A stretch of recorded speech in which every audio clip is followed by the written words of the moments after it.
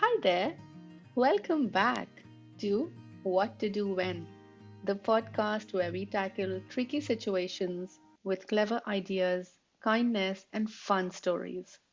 I am your host Anu, and today we are talking about what to do when someone won't share.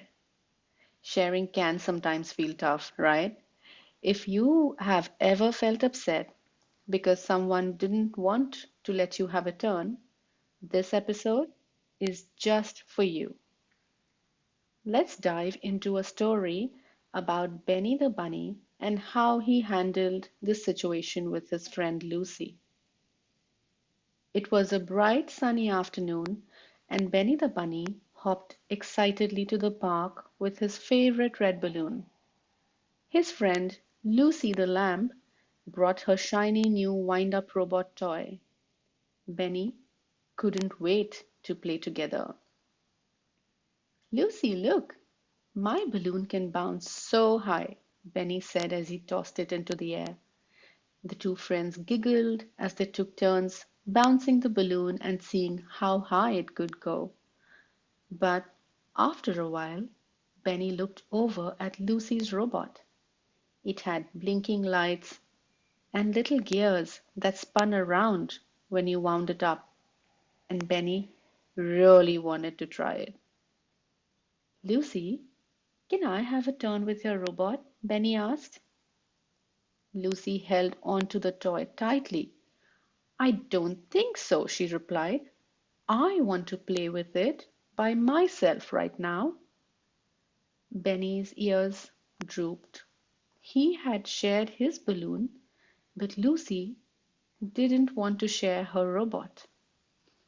He felt frustrated and a little upset.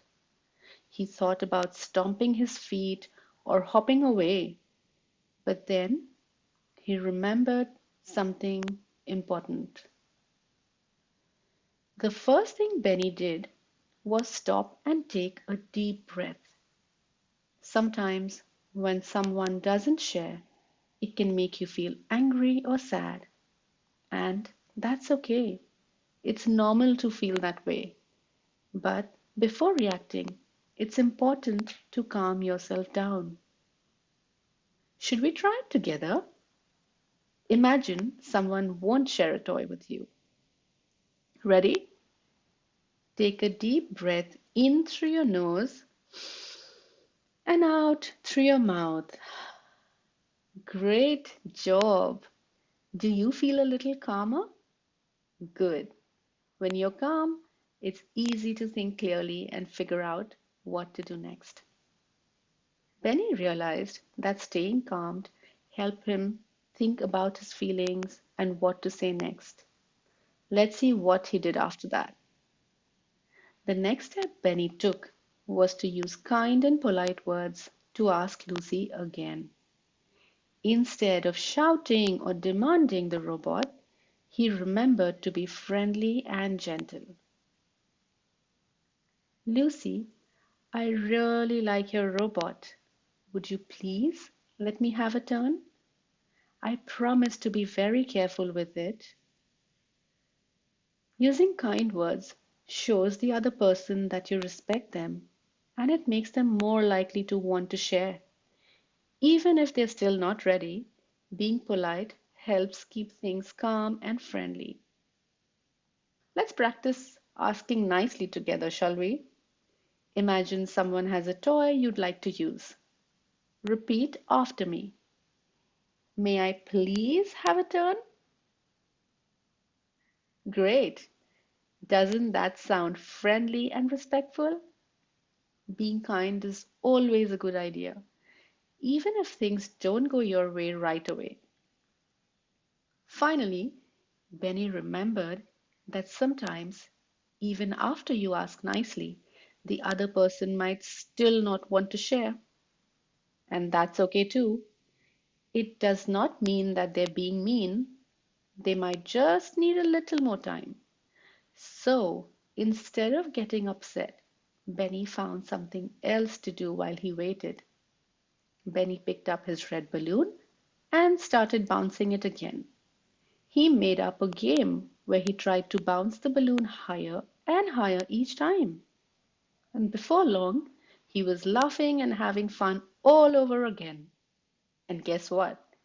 When Lucy saw Benny having so much fun, she changed her mind. Benny, Lucy said, I am ready to let you have a turn now. Thanks for being so patient.